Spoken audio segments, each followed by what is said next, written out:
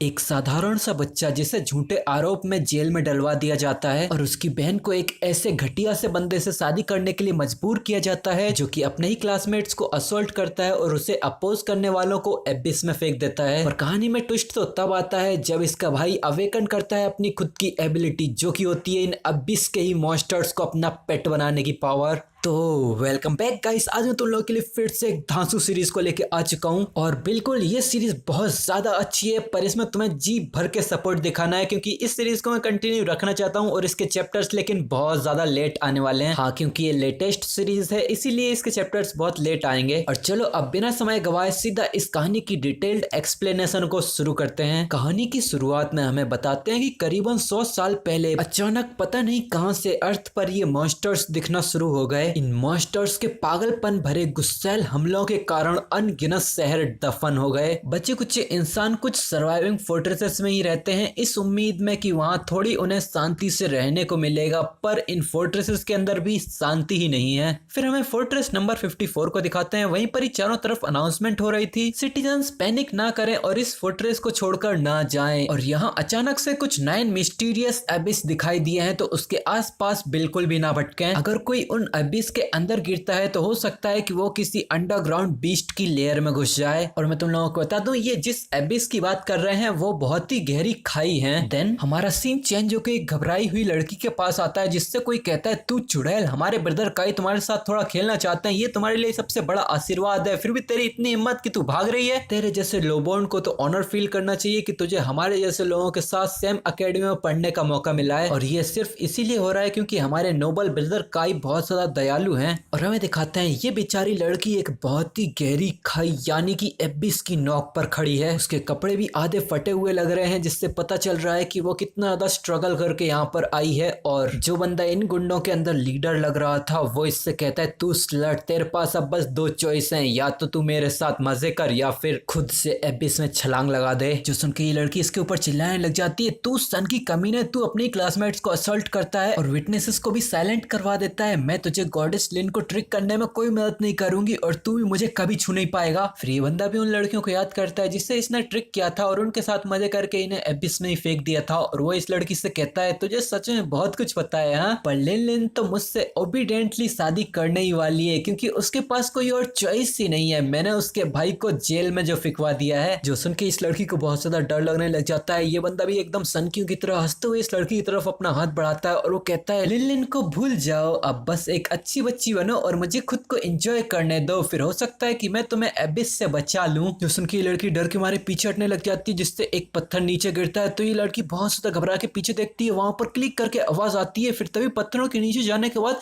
Click click करके और भी ज्यादा आवाजें आने लग जाती हैं और इन बढ़ती हुई आवाजों को सुन के ये गुंडे भी घबराने लग जाते हैं। वो भी कहते हैं, क्या ये किस तरह का साउंड है? फिर हमें दिखाते हैं ये क्लिक क्लिक का साउंड एक मॉन्स्टर का है जो इस एबिस को ही चढ़ते हुए आ रहा है, जो देखने में बहुत खतरनाक है। और अगले ही पल वो बीस्ट एबिस के बाहर आ जाता है, जो बाहर आते ही बहुत ही ज्यादा डेंजरस लुक दे रहा होता है। वो ब्रदर का ही अपनी कांपती आवाज में कहता है, एक बोन फेस्ड बीस्ट, आखिर एक बी क्लास का बीस्ट यहाँ क्या कर रहा है? पीछे इसके बाकी गुंडों की भी हालत खराब होने लग जाती है। वो भी अपनी कांपती आवाज में कहते हैं, ये तो बोन फेस्ड बीस्ट है, ये तो अवेकन्ड लोगों को भी आसानी से मार सकता है, भागो यहाँ से। वो बोन फेस्ड डीमन सीधा एबिस से छलांग लगा के जमीन पर आ चुका था और ये देख के ब्रदर का ही बहुत ज्यादा घबरा जाता है क्योंकि वो तो सबसे आगे ही खड़ा था। वो सीधे उस लड़की के पीछे छुपने लग जाता है और वो कहता है, नहीं प्लीज मुझे मत खाना। फिर वो इस लड़की को धक्का देके आगे कर देता है और वो कहता है, तुम इसे खा सकते हो, इसकी स्किन बहुत ज्यादा स्मूथ है, ये मुझसे बहुत ज्यादा बेहतर टेस्ट करती है। पर वो बीस्ट तो उस लड़की की तरफ देखता भी नहीं और एक बड़ी शैतानी मुस्कुराहट के साथ सीधा इसी ब्रदर काई की तरफ ही आगे बढ़ने लगता है। ये देख के तो काई की फटके 64 हो जाती है। उसे समझ में नहीं आता कि उसने उस लड़की की तरफ क्यों ध्यान नहीं दिया,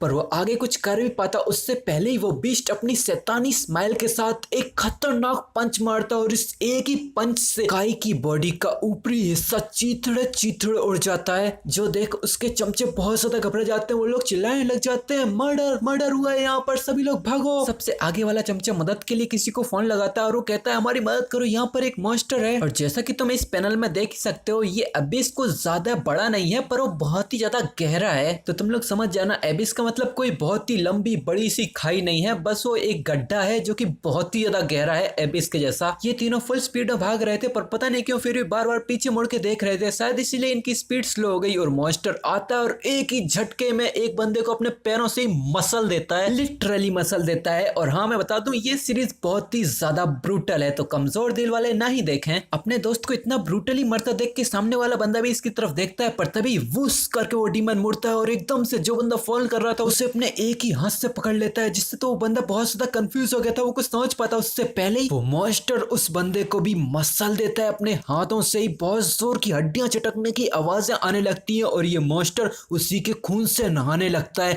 ये ब्रूटल सीन देख के वो लड़की बहुत ज्यादा घबरा जाती है, उसके पैर भी अब जवाब दे चुके थे, वो तुरंत ही घुटनों पे आ गई थी। और अब वो खून से सना मॉन्स्टर इसी लड़की के सामने आ खड़ा है और ये लड़की भी अब समझ चुकी थी कि इसका मरना तय है। तो ये लड़की भी अब रोने लग जाती है और वो रोते रोते कहती है ठीक है अब इस तरह से बेइज्जती से मरने से तो अच्छा एक मॉन्स्टर के हाथों ही मैं मारी जाऊं। पर तभी वो मॉन्स्टर इस लड़की को छुए बिना ही जोर से उसके बगल से ही भागने लग जाता है और एकदम से छलांग लगा के दूसरी तरफ जाने लग जाता है, जो देख के तो ये लड़की बहुत कंफ्यूज हो गई थी। वो मॉन्स्टर इस पूरी फोर्ट्रेस में एक ही डायरेक्शन में एक बिल्डिंग से दूसरी बिल्डिंग पे, दूसरी बिल्डिंग से तीसरी बिल्डिंग पे छलांग लगाते हुए आगे बढ़ रहा था। फिर हमारा सीन चेंज होकर एक बड़ी सी बिल्डिंग में आ जाता है। वहीं पर ही कोई बंदा टेबल पे हाथ मारते हुए कहता है कमीनो मेरा बच्चा स्कूल में कैसे मर गया, तुम स्कूल की सिक्योरिटी कैसे मेंटेन करते हो। इसके बस हाथ पटकने से ही वो टेबल टूट जाती है, उसके अंदर से भी धुआं निकलने लगता है और इसके सामने एक आदमी और एक औरत बिल्कुल घुटनों पे बैठ के भीख मांग रहे थे। एक आदमी कहता है प्रिंसिपल हमारे अंडरग्राउंड मॉनिटर्स ने एबिस के अंदर से चढ़ते हुए किसी भी मॉन्स्टर को डिटेक्ट नहीं किया। वो औरत भी खड़े होकर जवाब देती है कि हो सकता है कि ये बोन फेस बीस्ट कोई बाहर से ही छुपते छुपाते आ गया होगा। जो सुन के प्रिंसिपल और भी ज्यादा इरिटेट होने लग जाता है, वो अपने दांत पीसते हुए इनकी तरफ देखता है और वो कहता है तो तुम लोग कहना चाहते हो कि वो बोन फेस बीस्ट एबिस की दीवारों पर छुप के बैठा था और उसने मेरे बेटे के ऊपर एम्बुश करके उसे मार दिया।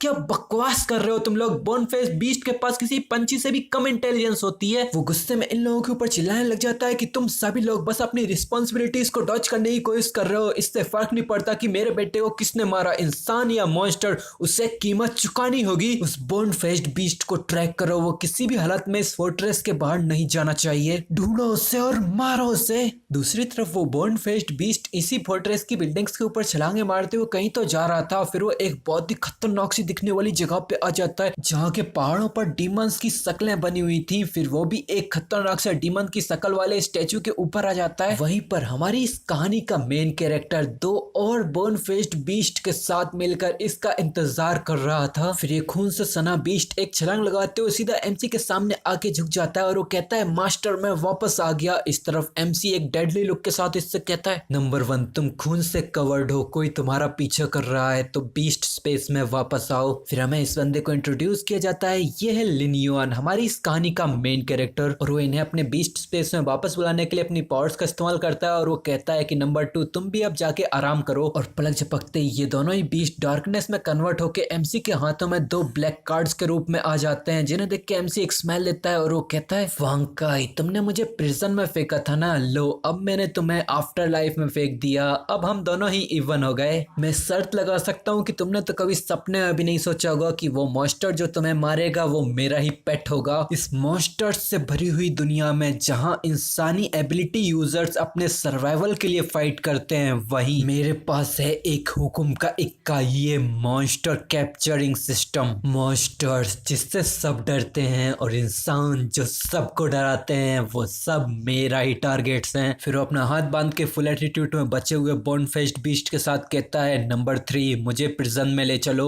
तो मॉन्स्टर भी सर हिलाकर हाँ करता है और लिन युआन को अपने कंधे पे बिठा के फुल स्पीड में एक ही छलांग में प्रिजन की तरफ आगे बढ़ने लगता है। अपना एमसी इतनी तेजी से आगे बढ़ रहा है पर इसके बाद भी उसकी पावर इतनी ज्यादा हो गई है कि उसे पलक झपकाने की भी जरूरत नहीं पड़ती और वो मन ही मन सोच रहा था अभी तक मैंने जो सबसे ताकतवर मॉन्स्टर पकड़ा है वो है ये बी क्लास का बोन फेस्ड बीस्ट। मेरे पास इसके जैसे टोटल 3 हैं। बी क्लास का बोन फेस्ड बीस्ट बस अवेकंड यूजर्स को मार ही नहीं सकते हैं बल्कि वो बिगनर अवेकंड को क्रश भी कर सकते हैं, पर इस डूम्सडे वाली दुनिया में सरवाइव करने के लिए इतना भी काफी नहीं है। फिर वो बीस्ट छलांग लगाते हुए सीधा एमसी को प्रिजन की दीवार के अंदर ही ले आता है और अपना एमसी एमसी इसको बीस्ट स्पेस में भेज देता है तो ये मॉन्स्टर भी एक कार्ड बन के एमसी के बगल में फ्लोट करने लगता है। और ल्यूनियन मनी मन सोच रहा था अभी के लिए मेरी टॉप प्रायोरिटी है इस प्रिजन से लीगली बाहर निकलना। फिर वो अपनी जेल की तरफ आगे बढ़ने लगता है और वो अपनी पॉकेट से एक कार्ड को बाहर की तरफ फेंकता है और वो मनी मन कहता है कि अब मैं बाकी सब तुम्हारे ऊपर छोड़ता हूँ। और इस कार्ड से जो मॉन्स्टर निकलती है वो तो बोन फेस डीमन से भी ज्यादा खतरनाक लग रही थी। इसके 8 पैर, 2 हाथ और इसकी 6 आंखें और ये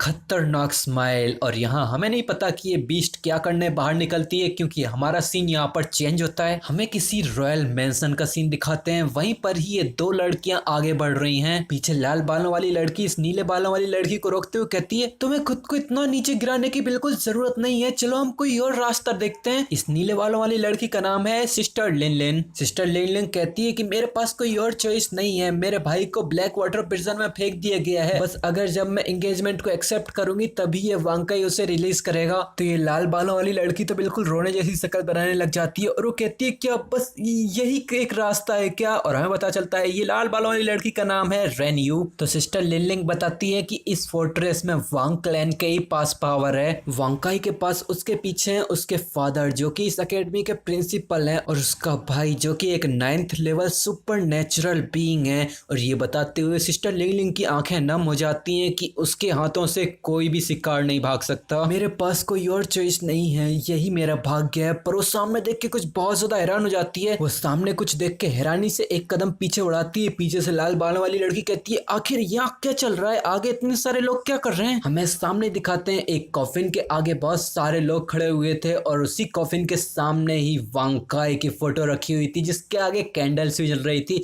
मतलब इन टोटल ये था वांकाई का फ्यूनरल। जो देख के रेन्यू हैरानी के मारे चीख उठती है वांगमिंग मारा गया, ये कैसे हो सकता है? वो डीमन जो इस फोर्ट्रेस पे राज किया करता था वो मारा गया। और ये देख सिस्टर लिन लिन की आंखों से भी खुशी के आंसू बहने लगते हैं और वो कहती है उसने अपने इविल कर्मों का हर्जाना भुगता है। घटिया लोग अपनी कब्र खुद ही खुदवा लेते हैं, मैं तो कितनी ज्यादा लकी हूँ, मुझे जल्दी से जाके ये गुड न्यूज अपने भाई को सुनानी चाहिए। तभी पीछे से एक बंदा आता है और वो कहता है ओ तो तुम मेरे बेटे की मौत के लिए रो रहे हो।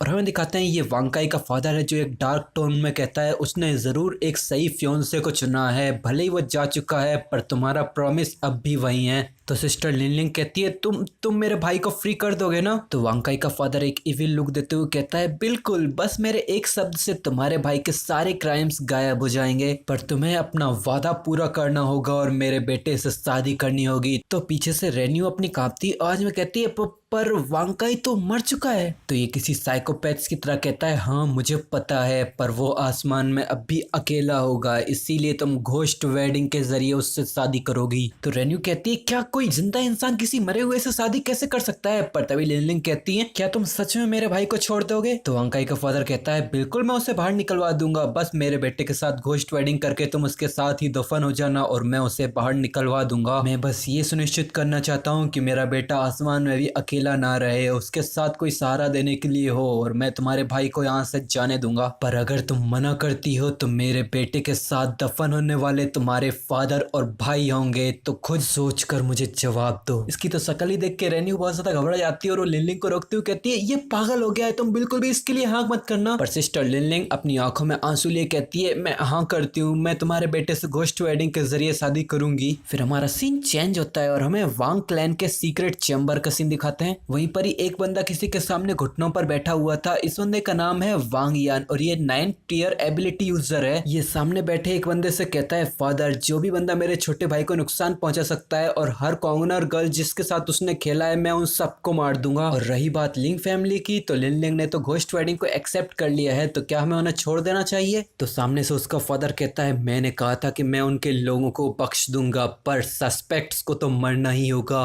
सबसे पहले प्रिजन में पड़े उसके भाई को ठिकाने लगाओ और वेडिंग के बाद उसके फादर को भी ठिकाने लगा देना। तो वांकाई का बड़ा भाई कहता है ठीक है, तो अब मैं अरेंजमेंट्स करवा दूंगा, आज प्रिजन में उसका भाई एक्सीडेंटली मारा जाएगा। फिर हमारा सीन चेंज होकर ब्लैक वाटर प्रिजन में आ जाता है जहां पर सेल्स के गेट ऑटोमेटिक ही खुल जाते हैं। चारों तरफ अनाउंसमेंट होने लग जाती है। ब्लैक वाटर प्रिजन में अचानक से अब स्लॉटर नाइट की शुरुआत की जाती है। अब इस प्रिजन में कोई नियम नहीं है, बस मार काट जब तक सिर्फ तुम ही जिंदा बचो। सारे के सारे क्रिमिनल्स अपनी अपनी सेल से बाहर निकल के इकट्ठे इकट्ठे बंदे के पास जाके जमा होने लग जाते हैं और ये एकदम साइकोपैथिक लुक के साथ कहता है सब लोगों को पता है कि आज का टारगेट कौन है, तो इसे किसी मारा पीटी की तरह ही लगना चाहिए और उसे मार मार के ही मार दो। तो सामने वाले क्रिमिनल्स भी किसी हाईली ट्रेंड सोल्जर की तरह कहते हैं कॉपी। तो अब ये मोटा सुअर अपनी पूरी फौज लेके अपने पैरों को जमीन पे मारते हुए सीधा एमसी की सेल की तरफ बढ़ने लगता है और सब जोर जोर से चिल्लाते हैं कि चलो उस एंट को मसल के रख देते हैं। बाहर सभी लोग अपने पैर पटक पटक के इसी तरफ आ रहे थे तो इतना ज्यादा शोर हो रहा था, पर अपना एमसी वो तो अपनी किताब को पढ़ने में ही मगन था, उसे तो बाहर के शोर से कुछ मतलब नहीं है। वहीं पर ही एक बंदा चिल्लाता है बच्चे वाटर प्रिजन के लोगों ने तुझे मारने के लिए लोगों को हायर कर लिया है और अभी अभी सारे सेल्स के गेट ओपन हो चुके हैं, जल्दी कर भाग यहाँ से। पर अपना एमसी तो बिना किसी इमोशन के साथ कहता है हाँ हम भागे क्यों। तो ये बंदा भी घबराते हुए कहता है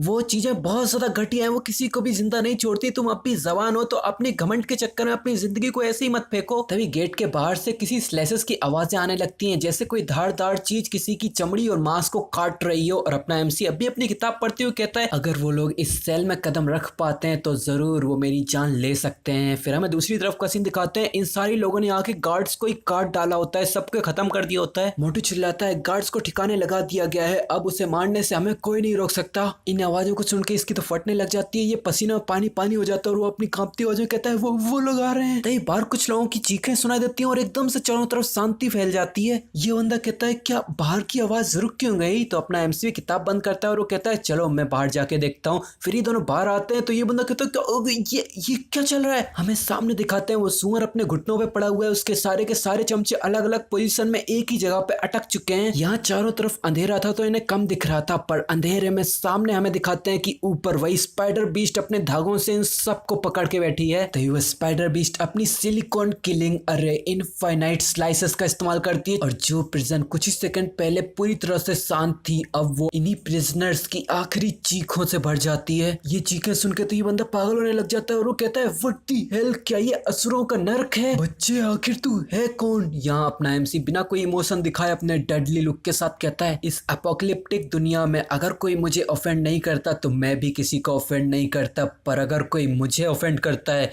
तो मैं उसे पूरी तरह से मिटा देता हूँ। जैसा कि हमने लास्ट एपिसोड में देखा था एमसी ने अपनी मॉन्स्टर कंट्रोलिंग टेक्निक की हेल्प से एक बहुत ही डेंजरस क्रिमिनल को मार दिया था, पर उस क्रिमिनल के पापा अपने एमसी की बहन को अब भी फोर्स कर रहे थे कि उसके मरे हुए बेटे से घोस्ट वेडिंग करवाने के लिए और मजबूरन अपने भाई को जेल से बाहर निकलवाने के लिए उसकी बहन लिनलिन को हाँ करनी ही पड़ती है शादी के लिए। पर इसके बदले में वो अपनी फैमिली को बख्श देने की शर्त रखती है जिसके लिए इसका फादर हाँ तो कर देता है, पर इसी के पीठ के पीछे वो एमसी और उसके फादर को मरवाने की साजिश रच रहा था। इसी साजिश के चलते उसने जेल के अंदर नो रूल किलिंग सेशन चालू करवा दिया था जहां पर हर बंदा किसी को भी मार सकता है, पर अपने एमसी के मॉन्स्टर ने सारे क्रिमिनल्स की लंका लगा दी थी। और यहीं पर ही हमारा पिछला एपिसोड खत्म हो गया था। हमारे आज के एपिसोड की शुरुआत होती है, हमें इसी जेल के वार्डन के ऑफिस का सीन दिखाते हैं जहां का दरवाजा बिल्कुल टाइट सिक्योरिटी से लगा हुआ था और इसी के अंदर टकलू वार्डन के सामने सूट बूट में एक आदमी कहता है वार्डन क्या लिनुआन के सर की गारंटी हो चुकी है। फिर हमें पता चलता है इस प्रिजन के वार्डन का नाम है तियानकाई और ये एक शैतानी स्माइल देते हुए कहता है वो वीक और हेल्पलेस लिनुआन उसे तो इस प्रिजन के बॉसेस बढ़िया खेलते खेलते आराम से मारेंगे। फिर हमें पता चलता है ये जो सूट बूट पहने ये मुच्छड़ खड़ा है ये है रॉयल पैलेस का स्टूवर्ड। ये मुच्छड़ चापलूसों की तरह हंसते हुए कहता है बहुत अच्छे, जैसे ये केओस खत्म हो जाएगा मैं सीधा इसका सर वापस लेके घोस्ट मैरिज में बिट्रोल गिफ्ट के तौर पर ले जाऊंगा। फिर हमें इस वार्डन के बगल में खड़ी ऑफिसर को इंट्रोड्यूस किया जाता है, ये है डिप्टी वार्डन बाइलिन और ये थोड़ा डार्क टोन में कहती है कि बाहर से कुछ तो इसी तरफ आ रहा है। तो ये मुच्छड़ घबराते हुए पीछे मुड़ता है और वो कहता है क्या ये वही सन की पागल प्रिजनर्स हैं जो इसी तरफ आ रहे हैं। पर ये टकलू वार्डन अपनी स्मोक का एक ड्रैग लेता है और वो कहता है स्टुअर्ट वांग रिलैक्स, ये दरवाजा तो एक टैंक भी नहीं तोड़ सकता। उसने इतना बोला ही था तभी इसके लोहे के दरवाजे के ऊपर एक बहुत ही जोर का पंच आगे क्रैश करता है जिसने तो इसके ऊपर पूरा निशान ही बना दिया था। जो देख के तीनों ही बहुत ज्यादा हैरान हो जाते हैं, उस वार्डन को तो समझ में नहीं आता कि मेरा रीइंफोर्स्ड डोर कैसे ऐसे टूट सकता है। तभी एक और हमला होता है और बूम, वार्डन के ऑफिस का दरवाजा उड़ता उड़ता दूर चला जाता है और हमें पता चलता है ये हमला किया है हमारे बोन फेस्ड बीस्ट ने जो हमेशा की तरह एक शैतानी स्माइल दे रहा है। और अपना एमसी सामने का नजारा देख के अब भी कोई रिएक्शन नहीं देता। एमसी अभी अंदर आया ही था, इतने में ही वो मुच्छड़ इस पे चिल्लाने लग जाता है बोन फेस्ड बीस्ट तो तू है वो जिससे कंट्रोल कर रहा है, मैं तुझे रिपोर्ट करूंगा। यहाँ मैं तुम्हें पहले ही बता दूं अपना एमसी फालतू की बकवास सुनने वालों में से तो है ही नहीं। ये मुच्छड़ अपनी बातों को खत्म भी नहीं कर पाता। उससे पहले ही जिस पंच ने उस रीइंफोर्स्ड आयरन डोर को तोड़ा था वही पंच आता और सीधा इस मुच्छड़ को दीवार से सटा देता है, हमेशा हमेशा के लिए। जी हाँ, ये बेचारा मुच्छड़ 2 सीन पहले तो इस सीरीज में आया ही था और अब खत्म भी हो गया। और ये ब्रूटल सीन देख के ये डिप्टी वार्डन बहुत ज्यादा हैरान हो जाती है, इसके भी पसीना छूटने लग जाते हैं और वो मनी मन सोचती है एक बी रैंक का बोन फेस्ड बीस्ट एक इंसान के द्वारा कंट्रोल हो रहा है, ऐसा कोई रिकॉर्ड तो मैंने कभी किसी भी डॉक्यूमेंट में नहीं देखा। दूसरी तरफ वो वार्डन घबराते घबराते एमसी पे चिल्लाने लग जाता है, यही है ब्लैक वाटर प्रिजन है, अगर तुम मुझे मारते हो तो तुम भी सही सलामत यहाँ से भाग नहीं पाओगे। फिर थोड़ी देर में वो डेस्परेशन में चिल्लाने लग जाता है कि हमारे पास सबसे ताकतवर प्रिजन गार्ड कॉर्प्स हैं, तुम तो अकेले हो, फिर एक ना एक टाइम पे तुम जरूर उनके द्वारा चीर फाड़ के रख दिए जाओगे। जिस पे लिन्युआन अपनी गर्दन टेढ़ी करते हुए कहता है, क्या तुम इनकी बात कर रहे हो? तभी ऑफिस के अंदर अचानक से बहुत सारे हेवी आर्म्ड गार्ड्स आने लग जाते हैं जो देखने में बहुत ही डेडली वाइब्स दे रहे थे और सारे के सारे एक साथ ही वार्डन की तरफ अपनी बंदूकें तान देते हैं, जो देख के वार्डन भी हैरान हो जाता है और वो कहता है, तुम लोग बिल्कुल भी रेकलेस मत बनो, मैंने तुम लोगों को पर्सनली ट्रेन किया है। उसकी पूरी बॉडी डर के मारे कांप रही थी और ऐसा लग रहा था कि थोड़ा सा और वो बस पैंट में ही मुंह देगा। तो अपना एमसीज को बता देता है, ये तुम्हारी पूरी आर्मी अब मेरे स्पाइडर पपेट्स बन चुके हैं। जो सुन के तो ये वार्डन तुरंत ही घुटनों पे जाता है और वो बार बार जमीन पे अपना सर पटकते हुए कहता है, प्लीज मुझे माफ कर दो, मैं ही गलत था, मुझे वांग फैमिली के द्वारा फोर्स किया गया था, प्लीज मुझे छोड़ दो। अब ये देख के एमसी के मुंह से भी एक स्माइल निकलने लग जाती है और वो कहता है, चलो मुझे सोचने दो, सबसे पहले तो तुम अपनी प्रिजन वार्डन की चिप इधर दो, इसी चिप की हेल्प से इस प्रिजन में वार्डन की अथॉरिटी मेंटेन रहती है। पर ये वार्डन तो सरप्राइजिंगली बहुत ही आसानी से ये चिप एमसी के सामने रख देता है और वो कहता है, हाँ ये रही ये चिप, पर ये चिप तुम्हारे लिए यूजलेस है क्योंकि तुम तो इसका कुछ इस्तेमाल ही नहीं कर सकते। तो लिन्युआन कहता है, इससे तुम्हारा कोई मतलब नहीं है और वो अपनी चुटकी बजा के अपने सोल्जर्स को शूट करने का ऑर्डर देता है। जो देख के तो ये घबराते हुए चिल्लाने लग जाता है, बिग ब्रो आपने बोला था, पर वो कुछ फिनिश कर पाता उससे पहले बहुत सारी गोलियां इसके शरीर को छल्ली छल्ली करके रख देती हैं। और इसे ठोकने के बाद लिन्युआन कहता है कि मैंने कब बोला कि मैं तेरी जान बख्शूंगा, मैंने तो बस तुझसे चिप इधर देने के लिए बोला था और प्रिजन की अथॉरिटीज के लिए मेरे पास अपने प्लान्स हैं। फिर वो इस चिप को इस लड़की की तरफ करते हुए कहता है, हेलो न्यू प्रिजन वार्डन। जो देखिए लड़की भी बहुत हैरान हो जाती है और वो ये चिप लेके इसको निहारने लग जाती है और वो कहती है, क्या क्या मुझे मरना नहीं होगा? तो एमसी एक स्माइल के साथ इसे बताता है कि फोर्ट्रेस लॉ नंबर 54 आर्टिकल 563 के अकॉर्डिंग स्टेट इमरजेंसीज के दौरान वार्डन के द्वारा ऑथराइज किया हुआ deputy prison warden automatically prison warden की पोस्ट पे प्रमोट हो सकता है, भले तुम बस एक छोटे से एडमिनिस्ट्रेटिव स्टाफ ही क्यों ना हो, इससे कुछ फर्क नहीं पड़ता। पर मैं तुम लोगों को यहाँ फिर से बता दूं कि अपना एमसी किसी पे भी दया दिखाने वालों में से नहीं है और किसी पे भी नरमी बरतने वालों में से भी नहीं है। इसीलिए यहाँ लिन्युआन इस लड़की की तरफ सिल्क से घिरा हुआ एक स्पाइडर एग बढ़ाता है और वो कहता है, और बिल्कुल इस सबसे पहले तुम्हें ये स्पाइडर एग को निकलना पड़ेगा, ये स्पाइडर एग ये इंश्योर करेगा कि तुम हमेशा के लिए पक्का मेरी ही हो जाओगी। देन ये लड़की थोड़ी देर इस अंडे को घूरती है, फिर वो इसे अपने मुंह की तरफ ले जाते हुए कहती है कि ठीक है मैं इसे खा रही हूँ। तो अपना एमसी भी थोड़ी स्माइल के साथ कहता है कि बहुत अच्छे, जब तक तुम मेरी बातों को अच्छे से फॉलो करती रहोगी मैं तुम्हारी विल को डिस्ट्रॉय नहीं करूंगा। मतलब अगर एमसी इसकी विल को डिस्ट्रॉय कर देता है तो ये लड़की एकदम ज़ॉम्बी पपेट की तरह बन जाएगी और एमसी की हर बात मानेगी। ये सुन के ये लड़की तुरंत ही एमसी के सामने घुटनों पे आ जाती है और वो कहती है कि मैं एब्सोल्युटली अच्छे से बिहेव करूंगी और अब से ये प्रिजन भी आप ही की टेरिटरी होगी मास्टर। इस प्रिजन को कंट्रोल करने के लिए मास्टर के पास जरूर कुछ लॉन्ग टर्म प्लान्स होंगे, तो आपका मेरे लिए सबसे पहला टास्क कौन सा है जो मैं कंप्लीट करूं? तो एमसी कहता है, तुम तो बहुत समझदार हो, तुम अपनी कीमत को साबित करना चाहती हो ना, तो चलो मैं तुम्हें एक मौका देता हूँ। 3 दिन पहले फोर्ट्रेसेस को इन्वेड करने वाला मेटेलिक मिमिक बीस्ट जिसे अभी तक पूरी तरह से मारा नहीं गया है, मिलिट्री उसे रिसीव करने के लिए एक कंटेनमेंट फैकल्टी को ढूंढ रही है। तो मिलिट्री को ये अप्लाई करो कि ये ब्लैक वाटर प्रिजन का बीस्ट पेट उसे एक्सेप्ट करेगा। तो ये लड़की हैरानी से कहती है कि नॉर्मली ब्लैक वाटर प्रिजन एक S rank metallic mimic beast को रेज करना अफोर्ड ही नहीं कर सकती, पर मैं मास्टर की इंटेंशंस को समझ रही हूँ, तो मैं अभी तुरंत ही उसके लिए अप्लाई करूंगी और अपने हर पॉसिबल मीन्स का इस्तेमाल करूंगी ताकि मैं हमारे ब्लैक वाटर प्रिजन के लिए पहला एस रैंक मॉन्स्टर सिक्योर कर सकूं।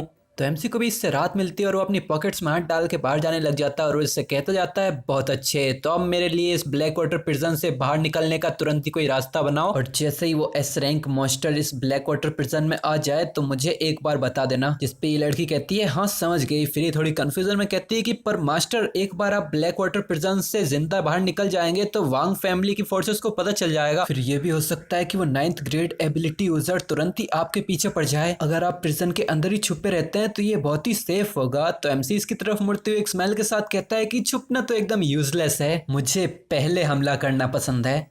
फिर हमारा सीन चेंज होकर एक हाई फाई सा दिखने वाला एक कैसल जैसी जगह पे आ जाता है और हमें पता चलता है कि यह है थंडर एबिलिटी ट्रेनिंग हॉल। और यहीं पर ही हमारा एमसी भी आ गया है। वो एक गहरी सांस छोड़ते हुए सीधा अंदर घुस आता है और इसे अंदर आते हुए 3 लोगों का एक झुंड भी देख लेता है। और एक बंदा कहता है ये बंदा तो प्रिजन से बाहर आने के बाद सीधा डोजो में ही आ गया। दूसरा कहता है क्या इसे पता नहीं कि आज इसकी सिस्टर की घोस्ट वेडिंग है, घर जाने के लिए ये कायरों की तरह यहाँ छुपने की कोशिश कर रहा है। तीसरा कहता है कि हो सकता है कि ये यहाँ हेडमास्टर से मदद मांगने के लिए आया है, पर हेडमास्टर भी एक ऑर्डिनरी से मेंबर के लिए एक नोबल को ऑफेंड करने का रिस्क क्यों ही लेंगे। तो दूसरा कहता है कि हो सकता है कि ये सीनियर निंग को ढूंढ रहा है जो हमेशा ही इससे अच्छे से बातचीत किए करते हैं, पर सीनियर निंग तो रिसेंटली फोर्ट्रेस को छोड़ के नॉर्थर्न एबिस की तरफ निकल चुके हैं। ऐसे ही ये लोग बातचीत करने लग जाते हैं कि मुझे तो इस पे बहुत ज्यादा दया आ रही है, पर वांग फैमिली की ओवरवेलमिंग पावर के आगे कौन इसकी मदद करने की कोशिश करेगा। ये हमेशा ही अकेला ही रहता था, इसके पास कोई ज्यादा ताकत भी नहीं थी और अब तो इसके हाथ में बिल्कुल ताकत नहीं है, कोई भी इसके साथ अब जुड़ना नहीं चाहता। फिर अपना एमसी एक दरवाजे के अंदर जाता है जहाँ पे एक चश्मिश काम कर रहा था। वो एमसी को देख के कहता है सीनियर आप यहाँ।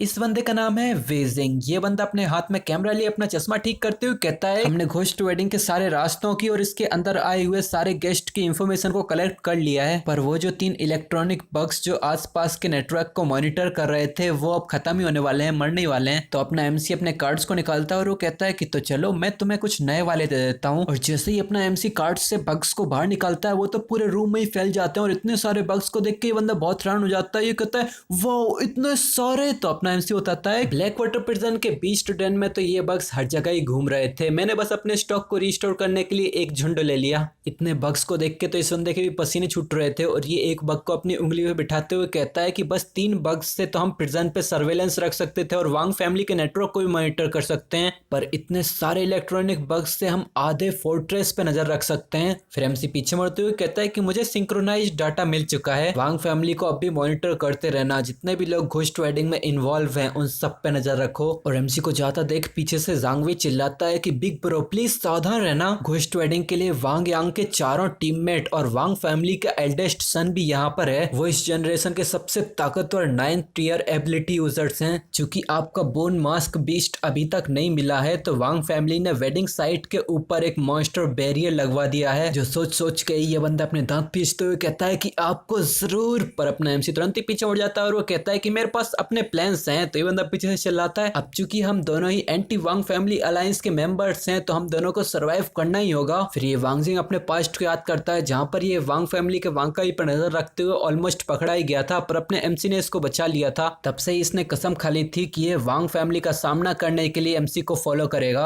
और अपना एमसी यहाँ बिना पीछे मुड़े इससे कहता है कि उस समय मैंने तुम्हें बचाया था क्योंकि हम दोनों ही सेम ही रास्ते पे चल रहे थे और हमारा गोल सेम था। मैंने तो कभी सोचा भी नहीं था कि एक ठरकी जो छुप छुप के कैंपस गर्ल्स की फोटोज खींचता था वो बदले के लिए इतना आगे बढ़ जाएगा बस क्योंकि उन्हीं लड़कियों में से एक को एबिस में फेंक दिया गया। मैं जरूर तुम्हारे लिए जस्टिस दिलवाऊंगा। फिर हमारा सीन चेंज होता है। एक मॉन्स्टर ट्रक फुल स्पीड में पहाड़ी एरिया से गुजर रहा था। इसी मॉन्स्टर ट्रक के अंदर उबड़ खाबड़ रास्तों पे एक बंदा वाइन एंजॉय कर रहा था। इसी का ड्राइवर इससे कहता है काउंसिलमैन क्या आप सच में घोस्ट वेडिंग में अपनी योगदारी देने जा रहे हो? क्या सच में एक जिंदा इंसान एक मरे हुए से शादी कर भी सकता है? तो ये काउंसिलमैन हंसते हुए कहता है कि एक लो बॉर्न लड़की जो एक मरे हुए नोबल के साथ शादी कर रही है ये उसकी जिंदगी का हाईएस्ट ऑनर है जो उसे कभी नहीं मिलने वाला, वरना एक कॉन्गनर के पास क्या ही राइट हो सकता है जो मैं उसकी शादी में योगदान दूं। एक तरीके से वो लड़की सच में लकी है। तो इसका ड्राइवर हंसते हुए कहता है कि मैंने सुना है घोस्ट वेडिंग के फाइनल स्टेप में इसकी दुल्हन को ही मार दिया जाता है। तो एक काउंसलर एक चाकू निकालते हुए एकदम साइकोपैथिक लुक के साथ कहता है एकदम सही, मैं पर्सनली उसका गला काटूंगा ताकि वो अंडरवर्ल्ड में वापस जाके वांग फैमिली के सेकंड सन को अच्छे से सर्व कर सके।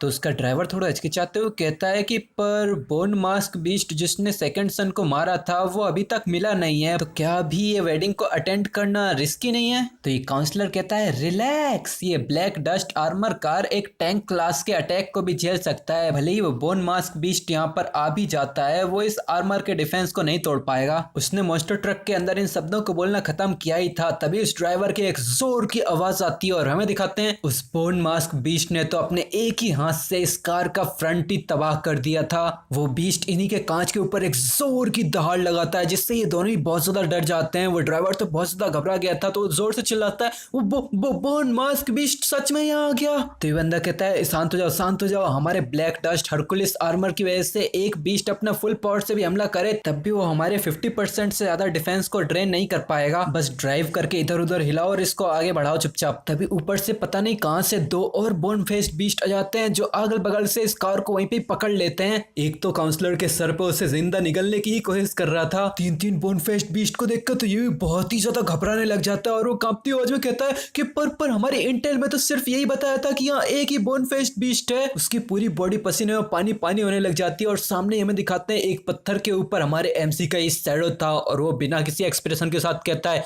हमला करो। ऑर्डर मिलते ही ये कम दिमाग के बोन फेस्ड बीस्ट एक दहाड़ के साथ इसके ऊपर हमला करने के लिए तैयार हो जाते हैं और अभी आवाज आ रही थी कि हरकुलेस आर्मर अभी 100% पे है। फिर ये तीनों ही एक एक करके फटाफट मुक्के के मारने लग जाते हैं और इनका 80% डिफेंस टूट जाता है। फिर ये पूरी मोटर की तरह ही फुल स्पीड में मारने लग जाते हैं। इससे तो सीधा ही 70-80 से 1% पे डिफेंस पहुंच जाता है। उस black dust Hercules armoured car के ऊपर इतने सारे पंचेस पड़ रहे थे कि वो अब बिल्कुल भी सहन नहीं कर पाती और अगले ही पल वो टूट चूर हो जाती है और इसका डिफेंस -200% में चला जाता है। फिर बोन फेस्ड बीस्ट सीधा इस काउंसिलमैन को अपने हाथ से उठाता है और जोर जोर से हंसने लग जाता है और इस समय वो काउंसिलमैन ऑलमोस्ट बेहोश ही हो गया था और अपने आखिरी पलों में वो अपनी आंखों से देखता है कि अपना एमसी दो बोन फेस्ड बीस्ट के बगल में से आता जा रहा है इसी की तरफ और वो अपनी कांपती आवाज में कहता है बचाओ मुझे बचा लो, मैं तुम्हें बहुत बड़ा इनाम दूंगा। पर अपना एमसी इसी मॉन्स्टर ट्रक से गिरे हुए एक ब्लेड को उठाता है, उसे उसकी सीट से बाहर निकालते हुए कहता है क्या ये वही ब्लेड है जो तुम घोस्ट वेडिंग के लिए ले जा रहे हो। और अब ये भी समझ चुका था कि ये वही बंदा है जो इन मॉन्स्टर्स को कंट्रोल कर रहा है तो वो जोर चिल्लाने लग जाता है छोड़ दो मुझे। पर वो और कुछ कर पाता उससे पहले लिन युआन इसी ब्लेड को इसकी गर्दन में घुसा देता है और बिल्कुल इतने खतरनाक हमले से कौन ही बच सकता है, तो ये भी मारा जाता है। और इसी बंदे की लाश के सामने लिन युआन एक कार्ड को बाहर निकालता है और वो कहता है शैडो अब तुम्हारी बारी। और इस कार्ड से एक अजीब सा ही मॉन्स्टर निकलता है जो देखने से मॉन्स्टर कम एक एलियन ज्यादा लग रहा है। एक छिपकली वाला एलियन जिसके 8-8 पैर, एक अजीब सी मुंह वाली मूंछ और एक अजीब सा ही मुंह।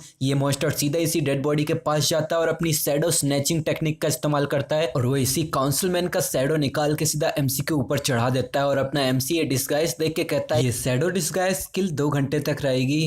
ये अच्छा खासा टाइम है, आखिर मैं वहां घोस्ट मैरिज पैक्ट को पूरा करने जा रहा हूँ। फिर हमारा सीन चेंज होकर एक खतरनाक जाइंट से कैसल की तरफ आता है जो देखने से कोई टेंपल जैसा लग रहा है पर ये नार्सियस नोबल सिमेट्री है। इसी सिमेट्री के अंदर कुछ लोग अंदर जा रहे हैं। एक बंदा कहता है मैंने सुना है घोस्ट मैरिज में जो दुल्हन है वो बहुत ही ज्यादा सुंदर है। दूसरा बंदा कहता है इससे फर्क नहीं पड़ता वो कितनी ज्यादा सुंदर है, फिर भी वो बस एक बेरियल ऑफरिंग ही है। इस फोर्ट्रेस के अंदर कॉन्गनर्स इलाइट्स के लिए खेलने कूदने की चीजें ही हैं। देन पहला बंदा कहता है कि पर अफवाहें तो कुछ ऐसी हैं कि रॉयल फैमिली के सेकंड सन का किलर अब भी खुला घूम रहा है। तो दूसरा कहता है चिंता करने की कोई जरूरत नहीं है, रॉयल फैमिली ने यंगर जनरेशन से कुछ सबसे ज्यादा ताकतवर 9th रैंक एस्पर्ट्स को हायर किया है और यहाँ उन सब ने कुछ ऐसे ट्रैप्स बिछा के रखे हैं जिससे कोई भी बाहर नहीं निकल सकता। अगर उस असली किलर की यहाँ बाहर आने की हिम्मत हुई तो वो यहाँ से कभी जिंदा बाहर नहीं निकल पाएगा। तभी एक बड़ी सी चीज ये लोग जहाँ खड़े हैं उन्हीं सीढ़ियों के बगल में आके गिरती है जो बहुत ही बड़ा धमाका सा क्रिएट करती है जिससे सब लोग बहुत हैरान हो गए थे। और इसी के ऊपर कुछ बंदे आसमान में उड़ रहे थे और ये है 9th एबिस स्क्वाड की टीम और इन्हीं के बगल में जो चीज गिरी है वो है अंडरवर्ल्ड रम डी क्लास मॉन्स्टर की स्कल, बस एक डी क्लास मॉन्स्टर की खोपड़ी समझ लो। और यहाँ जो इस 9 एबिस स्क्वाड की टीम का कैप्टन लग रहा है वो चिल्लाता है वांग्यान ये एक गिफ्ट है और इस बंदे का नाम है लाइटनिंग और लोग इसके बारे में देख के बातचीत करने लग जाते हैं कि ये बंदा तो लाइटनिंग है। अफवाह में कहा जाता है कि ये बंदा अवेकन करने ही वाला है, ये भी यहाँ पर आया है। लोग कहते हैं कि रॉयल फैमिली ने इसे जोन के सिविलियंस को मैसेकर करने का राइट दिया है जहाँ पर दुल्हन के फादर भी रहते हैं। इसी राइट के लिए ये खून का प्यासा मैनियाक इस वेडिंग को प्रोटेक्ट करने के लिए राजी हुआ है। तभी एक पीले बालों वाला बंदा यहाँ पर आता है और आई थिंक यही वांगयांग है। वांगयांग इससे कहता है ये तो बहुत अच्छा हुआ कि तुम यहाँ पर आ गए, अब इस सेरेमनी की सेफ्टी एकदम गारंटीड है। लाइटनिंग पीछे मुड़ के एक बंदे से कहता है कि अगर इस सेरेमनी के बैरियर में एक भी मॉन्स्टर अंदर आया तो मैं ही तुम्हें मार दूंगा। और ये बंदा है बैरियर मास्टर येन। ये कहता है कि चिंता मत करो बॉस, एस रैंक के नीचे के मॉन्स्टर तो मेरे बैरियर के अंदर हिल भी नहीं सकते। और यहाँ इस डी रैंक की मॉन्स्टर के स्कल के ऊपर भी एक साइको बंदा बैठा होता है और इस बंदे का नाम है ऑब्जर्वर यू। ये बंदा अपनी जुबान बाहर निकालते हुए एकदम घटिया तरीके से कहता है कि मैं यहाँ सिमेट्री को मॉनिटर करने के लिए इंचार्ज हूँ, अगर कोई भी मॉन्स्टर बैरियर के पास आता है तो मुझे तुरंत ही पता चल जाएगा। और उससे तभी कुछ नोटिस भी हो जाता है। वो कहता है हाँ कुछ तो वहां पर आया है। वो तुरंत ही उस तरफ भाग जाता है और वो चिल्लाता रहता है मैं इसे हैंडल करूंगा। ये पागलपंथी देख के बैरियर मास्टर येन कहता है ये लुनेटिक यू साइकिक ट्रैकिंग में बहुत ही ज्यादा स्पेशलिस्ट है, ये तुरंत ही उस मॉन्स्टर के जरिए कंट्रोलर का पता लगा लेगा। उस मिस्टीरियस दुश्मन की तो कब्र खुद चुकी है। हमें दूसरी तरफ एक मैकेनिकल बग को दिखाते हैं जो कि किसी तरह की से इलेक्ट्रिक्यूट हो गई होती है, शायद किसी बैरियर वगैरह से टकरा के, और यहीं पर ये लुनेटिक आके इस बग को लेता है और एकदम साइकोपैथ की तरह हंसते हुए कहता है मैं एक बड़ी मछली पकड़ने वाला हूँ। तभी वो अपनी स्किल साइकिक ट्रैकिंग का इस्तेमाल करता है जिससे वो इस मॉन्स्टर के ओनर को पकड़ने की कोशिश करता है और उसकी ट्रैकिंग स्किल काम करती है। बहुत सारी बिल्डिंग से गुजरते हुए ये सीधा ही एमसी के साथी के पास ही पहुंच जाती है। उसका साथी भी ये नोटिस करता है, वो बहुत हैरान हो गया था, पर तभी ये साइकोपैथ बिल्डिंग से बिल्डिंग सीधा इसी की तरफ बढ़ने लग जाता है। वो जोर से चिल्लाता है कमजोर सी एनर्जी रिएक्शन, चलो देखते हैं तुम्हारे सर में किस तरह की मेमोरीज हैं, फिर मैं तुम्हें पकड़ के तुम्हारे मास्टर का भी पता लगाऊंगा। और जैसे ही बंदा एमसी के दोस्त की बिल्डिंग के पास कूदने ही वाला होता है, वो कुछ देख के बहुत हैरान हो गया था। वो आसपास देखते हुए चिल्लाता है क्या ये दुनिया अंधेरे में कैसे गिर गई, पर तभी तुरंत समझ जाता है और वो समझते ही बहुत ही ज्यादा हॉरिफाई हो जाता है। वो बहुत ही ज्यादा घबरा चुका था। वो एकदम से चिल्लाता है नहीं मैं पॉइजन हो गया, नहीं नहीं नहीं ये तो एक साइकिक पॉल्यूशन है, और ये पॉल्यूशन उसी बग ने किया था इस बंदे के ऊपर। ये बंदा घबराते हुए चिल्लाता है नहीं नहीं ये तो इम्पॉसिबल है, वो कंट्रोलर तो साफ साफ बहुत ज्यादा कमजोर था, ये मुझे बैकलैश कैसे कर सकता है। और इसी के साथ वो आसमान से सीधा जमीन पे आ गिरता है और इसी के साथ ऑब्जर्वर ब्रेन डेड हो चुका है। और हमें पता चलता है कि एमसी ने उसके दोस्त के पास में एक डी रैंक मॉन्स्टर सोल हाउल दे रखा है, और यहाँ उसका दोस्त मन ही मन सोचता है जैसा कि मैंने सीनियर से एक्सपेक्ट किया ही था, उनके ट्रैप ने इस ऑब्जर्वर को परफेक्टली पकड़ लिया है। अब जबकि ऑब्जर्वर मर चुका है तो सीनियर की डिस्गाइज टेक्निक को कोई भी डिटेक्ट नहीं कर पाएगा। तभी सिमेट्री के पास एक अच्छी सी लग्जरियस कार आके रुकती है और इसी कार के अंदर से अपना एमसी बाहर निकलता है, जो कि ना सिर्फ उस काउंसिलमैन के डिस्गाइज में आया था बल्कि उसका एटीट्यूड भी डिस्गाइज करके लेके आया था। वो अपनी सिगार फूकते हुए सब पे चिल्लाने लग जाता है डैम इट, क्या तुम्हारी रॉयल फैमिली ऐसे अपने गेस्ट को ट्रीट करती है? तेरे डैड तो यहाँ मुझे ग्रीट करने के लिए भी नहीं आए और तेरे जैसे चूहे को यहाँ पर भेज दिया। पर यहीं पर ही ये चैप्टर खत्म हो जाता है। तो क्या तुम लोग इसके आगे का चैप्टर देखने के लिए एक्साइटेड हो? जी हाँ, मुझे तो बहुत ज्यादा एक्साइटमेंट हो रही है आगे का एक्सप्लेन करने के लिए, पर यहाँ टाइम ज्यादा हो गया है और मैंने वीडियो भी नहीं डाली 2-3 दिनों से, तो अभी के लिए बस इतना ही अपलोड कर देता हूँ। पर मैं तुम्हें बता दूं इसके आगे के चैप्टर में बहुत ही ज्यादा धमाल होने वाला है। अपना एमसी यहाँ सब कुछ नहीं नहीं नहीं भाई, स्पॉयलर्स नहीं, स्पॉयलर्स मजे खराब कर देते हैं। बस मैं तुम्हें इतना बताऊंगा आगे जो भी आने वाला है बहुत ही ज्यादा धमाकेदार होने वाला है। तो अब तुम लोग अगले एपिसोड का इंतजार करो। इसके बाद आई थिंक मैं सेड वाली सीरीज को एक्सप्लेन करूंगा, अगर उसके चैप्टर आ गए होंगे तो फिर आई थिंक इसका आएगा। तब तक इसका इंतजार करो और मिलेंगे तुमसे नेक्स्ट एपिसोड में। Bye bye, sayonara.